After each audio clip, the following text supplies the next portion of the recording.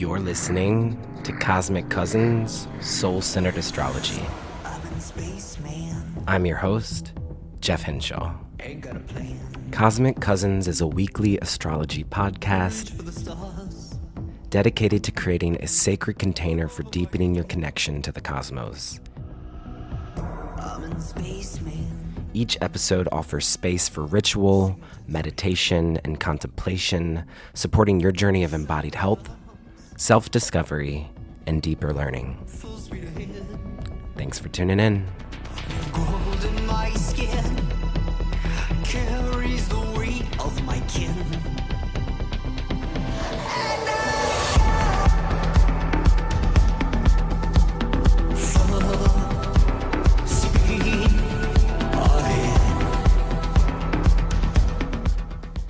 Good morning, Cosmic Cousins. Welcome back to another week of the podcast. It's pretty early morning here.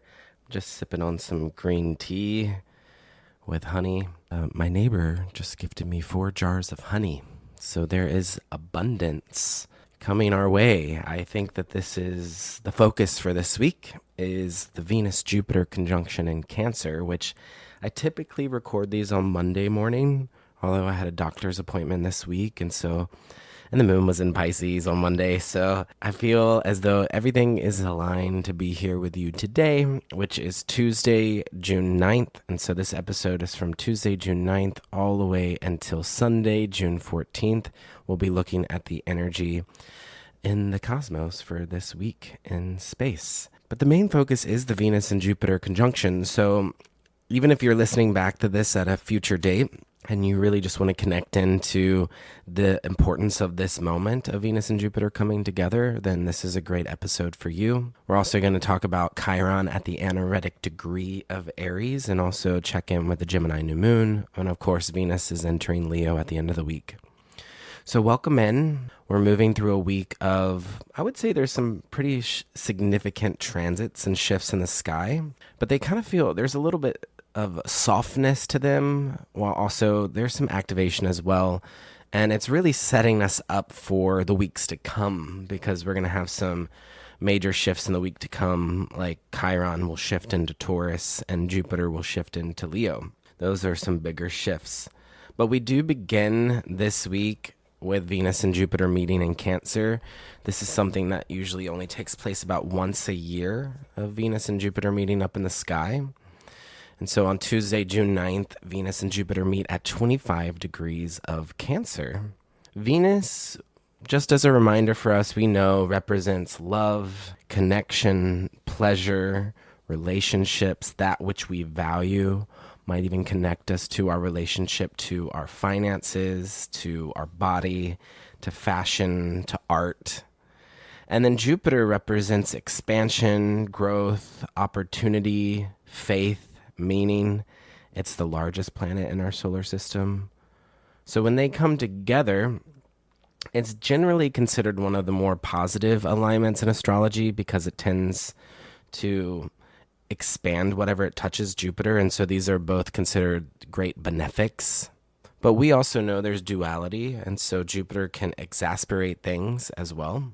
In Cancer, our cardinal water sign, this becomes more personal and emotional. Cancer is associated with home and family, memory, emotional safety, and belonging.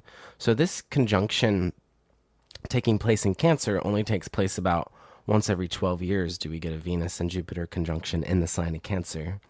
So this conjunction tends to bring attention to emotional fulfillment, relationships that feel nourishing, and situations that support a sense of care and stability in our life. Venus and Jupiter, again, they meet about once a year, but not always in the same sign. So when they meet in Cancer specifically, it adds a layer of emotional depth. Jupiter is considered exalted in Cancer. It operates well here. This emphasizes community support and protection, growth through emotional honesty. I think in my mind, when I think of Venus and Jupiter coming together, I think of it as like a time to make a wish. And so we might associate this conjunction with a 9 of Cups in the tarot, especially in a sign like Cancer. The Nine of Cups is often referred to as the wish card. It's the idea of something feeling like it's coming together or landing in a way that feels satisfying or meaningful. For me personally, the Nine of Cups was the first card that I pulled when I received my copy of the Lonely Planet Travel Tarot, the deck that I released earlier this year. And in this deck, I connect the Nine of Cups to Lisbon, Portugal. Again, each card is connected to a different place in the world. And when I pulled that card, it was a sweet invitation. It really encouraged me to take myself out to breakfast at a restaurant that had a similar courtyard feeling to the imagery in the card. It wasn't anything dramatic, but it was a small moment of aligning with something that felt like personal meaning and enjoyment and celebrating myself. I call it in the Travel Tarot, take yourself out on a date night with yourself card. I'll read to you what I wrote about the Nine of Cups in honor of this Venus-Jupiter conjunction meeting in Cancer. So here's what I wrote. Nine of Cups. Savoring moments of quiet happiness, the Nine of Cups represents a deep emotional fulfillment found within oneself. Lisbon, Portugal is a city overflowing with warmth and abundance, and is known for its affluent maritime past. This bounty is everywhere, from fresh seafood feasts to laughter in the lively plazas. In the historic neighborhood of Alfama, where the soulful sounds of fado can be heard, themes of longing and contentment echo in the streets. From the colorful tiles on its buildings to its spectacular waterfront, Lisbon offers a dynamic blend of beauty and celebration. However, this card invites you away from the festivities to have a date night with yourself. Here, fulfillment arises not from outward connection, but from savoring your own heart's desires, allowing gratitude and self-love to fill up your cup. Astrology. In this deck, I connected the nines to Chiron. Connected to Chiron in Cancer, you're encouraged to foster an environment where you can heal wounds of the past through spending time alone with yourself.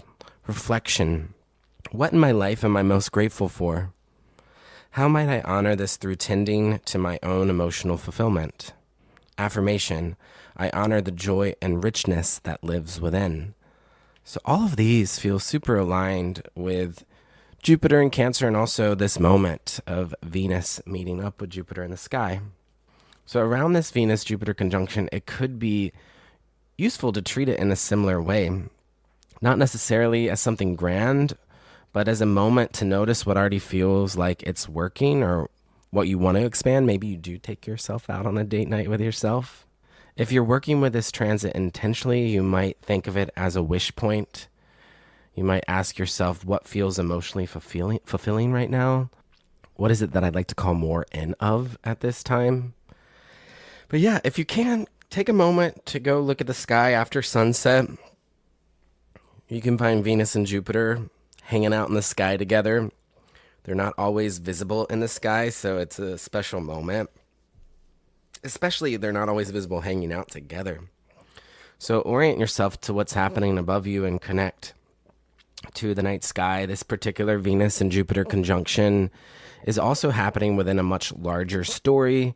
We know Jupiter has been in Cancer for the last year, and Jupiter only has a few more weeks in the sign of Cancer before it moves on into Leo.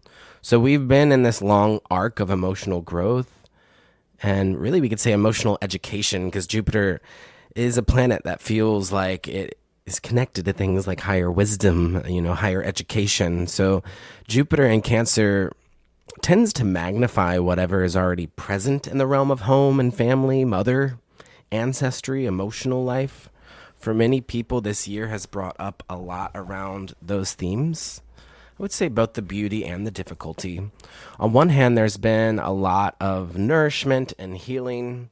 For many, this has shown up through chosen family, soul family, friendships that feel like family, and a deeper investment into creating a home environment that supports your emotional well-being. So think to the end of June of 2025 all the way until now in 2026.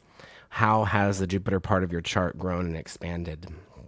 There's also been a return to the body, to home itself as something worth tending. I personally found myself deeply drawn into learning more about feng shui and how space itself can hold or shift emotional states. I've also found a return back to my body in many ways, particularly restorative practices.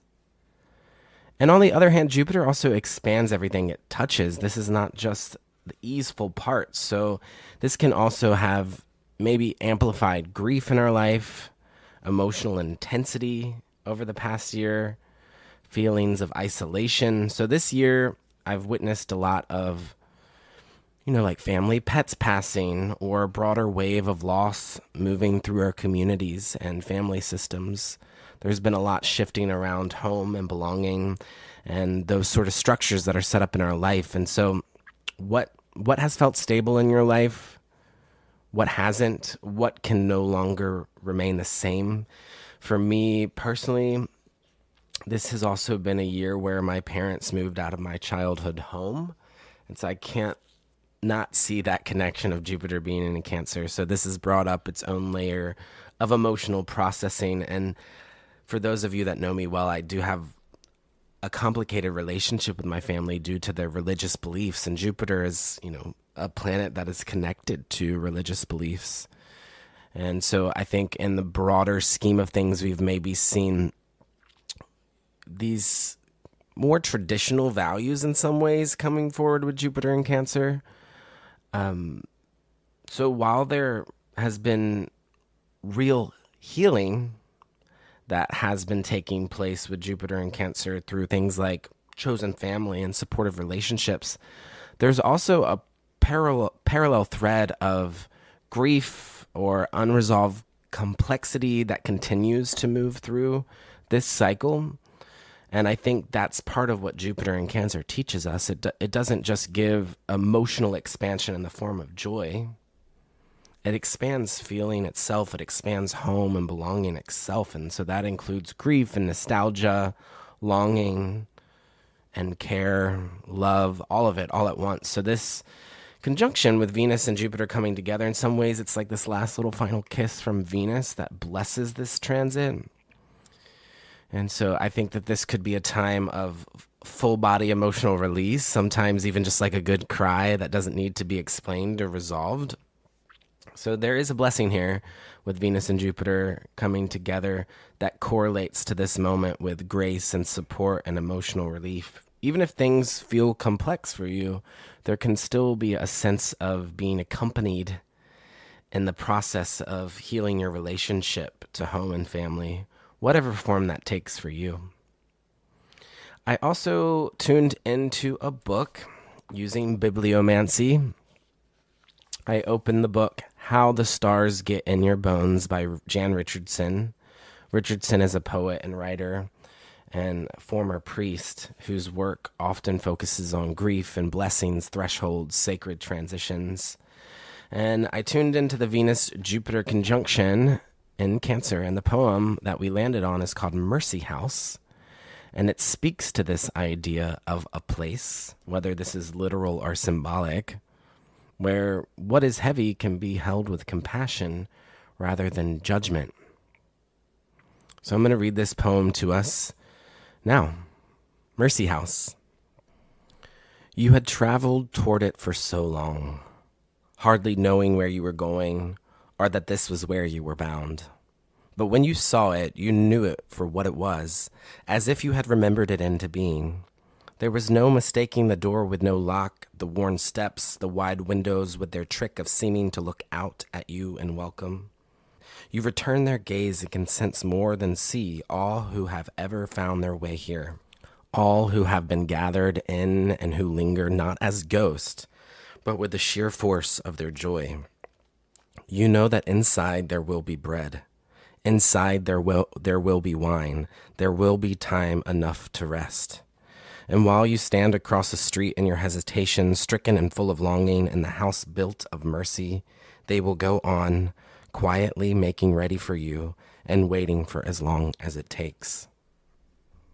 Yeah, so we are definitely here at a doorway between emotional chapters and learning how to be with all that this past year's brought us before we shift into Jupiter and Leo. So as you move through this transit, you might not need to do anything elaborate with it. Just simply be present with it. And that in itself feels very Cancer. Let's continue on with the energy of the rest of the week. So from Tuesday through Thursday morning, the moon is in Aries, and we're also in a waning crescent phase, which is the final phase before the new moon. So this week is about the moon waning to new. And this phase is about release, review, clearing out what no longer is needed. Aries does bring a bit of directness and immediacy. So emotionally, this combination can feel like fast, honest, sometimes reactive connections between people, especially since it's Gemini season, which is a sign of communication. So this is less about processing slowly and more about recognizing quickly things that no longer support you. This combination is connected to Betty Davis, who is an actress known for her directness and intensity. She was a Gemini sun with an Aries moon. And so what are you finished with? Where are you done adjusting or accommodating? What needs to be said or acted on directly? Just be mindful of too much heat. Wednesday into Thursday. So this would be Wednesday the 11th and Thursday the 12th. On Wednesday and into early Thursday, the moon meets Chiron at 29 degrees of Aries. This is the anaretic degree, of course, which in astrology is considered a completion point and a sign. And so it can bring a sense of urgency or final clarity around that sign's themes. So Chiron has been in Aries since about 2018, and it represents healing of abandonment wounds and the process of turning lived experience into insight or compassion. So it's connected to things like mentorship and teaching. And so at 29 degrees of Aries, this can bring up themes around identity, self-worth, independence, the right to exist. And because this is one of the final contacts Chiron makes in Aries before moving into Taurus, which, by the way, Chiron will enter Taurus on June 19th.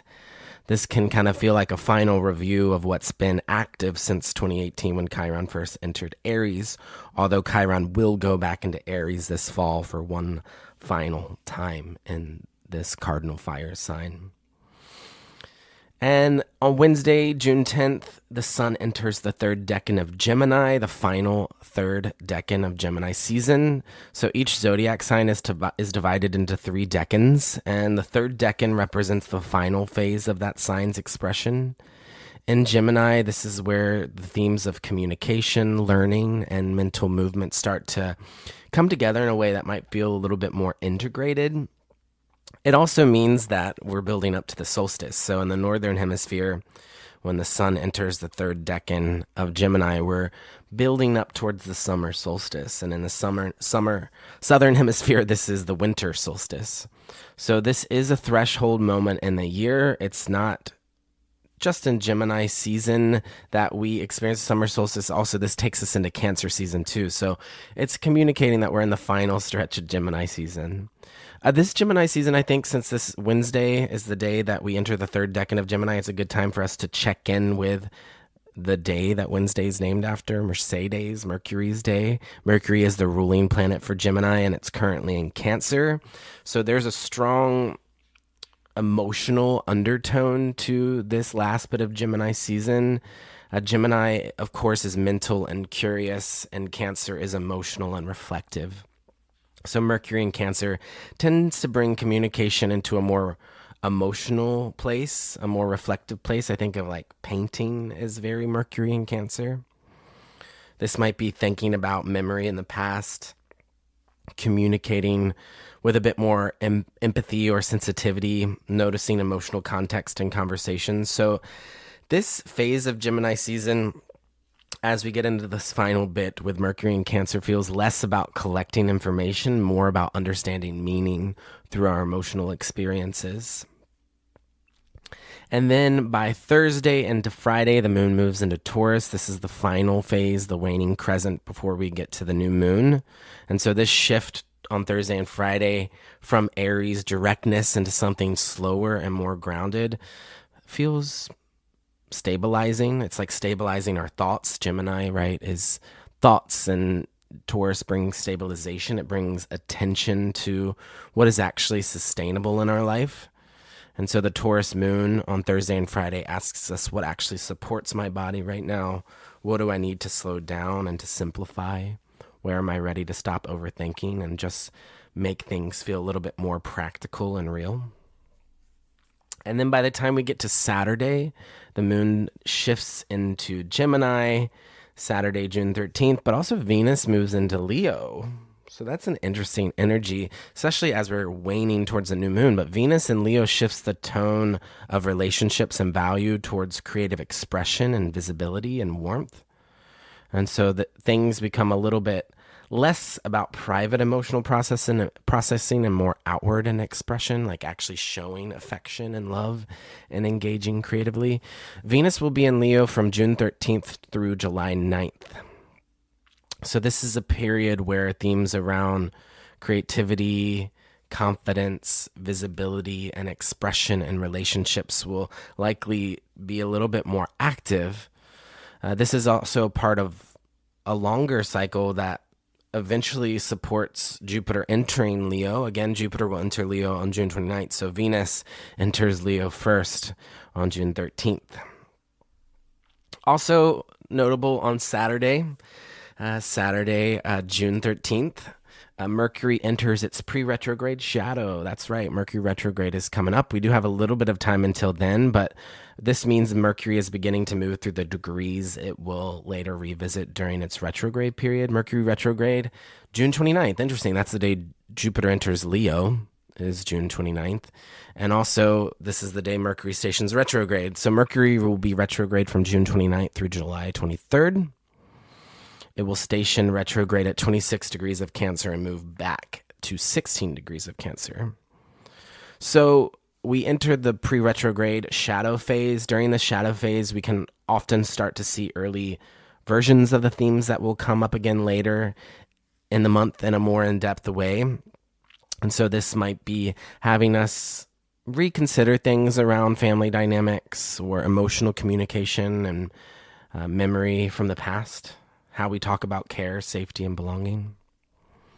And then finally, Sunday, June 14th is the Gemini New Moon, which I'll be in Venice in Los Angeles at Wallflower, a restaurant in Venice, offering tarot readings. There's going to be a Gemini party, so if you're in LA and want to come say hey, that will be Sunday afternoon. I'll have more information on my social media. But new moons mark the beginning of a lunar cycle, and we're having these new moons toward the end of the zodiac season. They're a reset point and a place to set new intentions. So in Gemini, this new moon is especially connected to communication, learning, writing, curiosity, new social connections, new perspectives. So this is a good time to start something that involves your mind or your voice, a new journaling practice, a new writing project, conversations you want to initiate, maybe learning something new. So these are the things, the many layers to this week, but I would say the main focus is the expansion and emotional fulfillment of this Venus and Jupiter in Cancer transit. And I'm wishing for you an easeful week. If you would like some greater support at this time, I do have some openings for one-on-one mentorships and astrology readings, as well as Cosmic Mixtape, where I make a soundtrack based off your birth chart and send you about a 90-minute recording. So all of that is available, and I am so grateful to be here with you each week, and thanks for tuning in, and I'll see you next time. Take sweet care, cousins. Bye-bye.